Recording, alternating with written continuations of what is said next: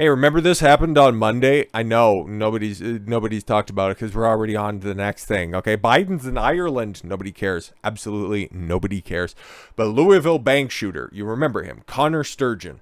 As much as I don't want to bring him up, everything around this situation is very strange, and it's also a reason why the response from the Louisville Police Department was so good is because they had a heads up. And another reason, the left's gun laws that they just love and cling to so much would have done absolutely nothing about this situation. It would have solved absolutely no problems at all whatsoever, because the ones that they have in place, guess what, aren't working. They just aren't working.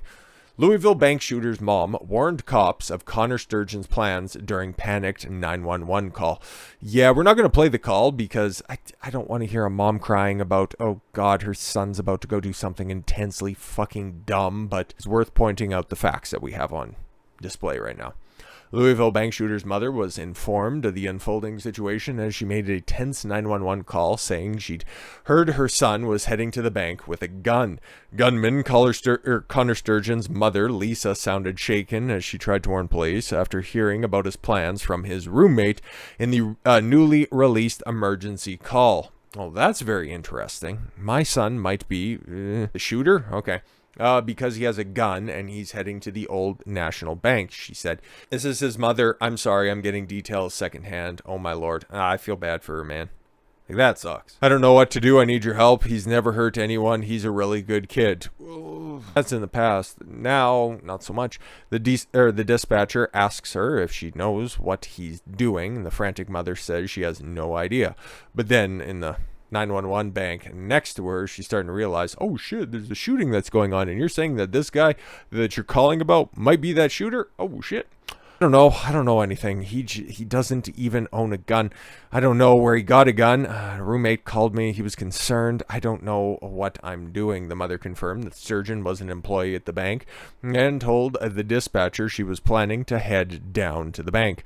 I don't want to go to that location, okay? The officer instructed. I don't want you to go down to the location, ma'am. Yeah, of course, because if he snapped, and based on the details that we found out yesterday, where he was just running around stalking the area, now it looks like we have some CCTV stills, and yeah, no, he was ready to enact some acts of terror.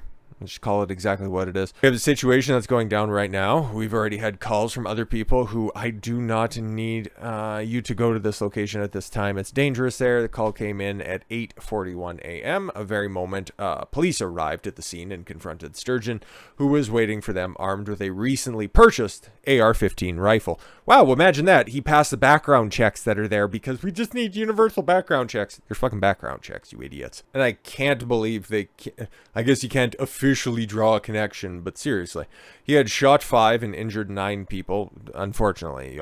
And again, it sounds hack, but I totally mean it. Thoughts and prayers for the family. That's all we can offer. And then, of course, draw a motive out of this stuff, which nobody's willing to do. Just blame the guns. Blame the guns. It's so bad. Before being shot and killed by officers a few minutes later, Sturgeon was a former employee of the bank, but his motive for the killings remain unknown. Wow, former employee of the bank. I wonder why he went back to his place of work and then just decided to go postal. It's not like there isn't a blueprint or an archetype of that happening at any other point in history. I mean, come on. But like it says, recently purchased AR-15 rifle. Yeah, what do you want to put into place? You want to put into place red flag laws, for mental health reasons? Like the ones that are already on the books. You cannot purchase a firearm if you have mental health conditions that are being treated medically. Wow, take a look at that. He was under care of mental health professionals. Louisville shooter Connor Sturgeon was being treated for depression and anxiety at the time of massacre, but had no history of anger issue, family source reveals. Yep. Louisville mass shooter Connor Sturgeon was receiving professional treatment for depression and anxiety, but the family are unaware of him having any issues with anger. Family were also unaware the 24-year-old having any employment concerns, despite earlier reports that he'd been fired or was facing termination, the source added. Asked whether the family knew of him or him having any motive to go after the co-workers Monday, that's strangely and incorrectly worded. The source replied, absolutely not. That's amazing about this, the source told the Daily Mail. He is in the care of health professionals. There's a history of depression and anxiety, but no anger. This is a piece of the puzzle that's hardest to understand from the family. No, not when you piece everything together, and I'm just an amateur. I have no background in any of this stuff outside of just a little bit of counseling that comes part and parcel with being a certified personal trainer. This guy, yes, a depression, anxiety history. Go figure. He's a man in the modern day. Chances are you go to any professional, they're just immediately going to hit you with those two labels. That makes sense.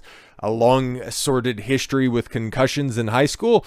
Couple all that stuff together with some healthcare professionals, and you know that this guy was down in a fistful of pills.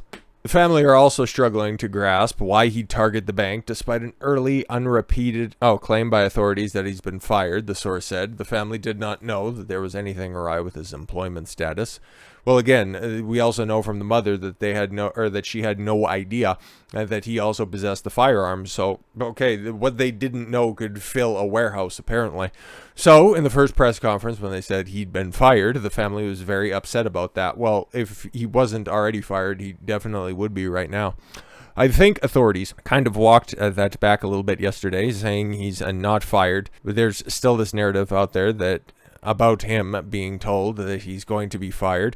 The family is trying to seek clarity on that because they're unaware of that. But yeah, there it's repeated in black and white. The source also stated the family were unaware that their son had purchased an AR-15 rifle a week before the attack. They had no idea. They're not a gun family, not a single gun in this family. It's also another red flag. Gun families typically don't birth these types of radicals because they understand, they respect the power of a firearm, but somebody who's a loose cannon, or somebody who has repeated a brain trauma on record, depression and anxiety, wanting to take it out in the most ferocious way that they can think about, couple that with all of the propaganda of working in the shithole that is Louisville. No offense to the people that are there. You know it as well as everybody else. It's up there when it comes to the most violent cities in the United States. And also years of being indoctrinated on a university campus. Gee, I wonder if that makes for a recipe for a bank shooter. Sure sounds like it to me. Connor's father, Todd Sturgeon, even retweeted anti-gun accounts and tweets online. See, he was a good guy, not like his son. Unbelievable. The apple doesn't fall that far from the tree, it shows. Learn from this. Learn from this scenario. The media is just trying to tell you, we need to ban guns, it's terrible. No, man, it's not the gun that's the problem. It's the person pulling the trigger on that firearm. That is ultimately the problem. You want to have this mental health conversation? Cool, let's have it. But you don't want to address the underlying problems. We understand. So with all that said, thank you all very much for the gift of your time. I've been Don Consuelo. I want you to follow your gut and get after it. Take care, everyone.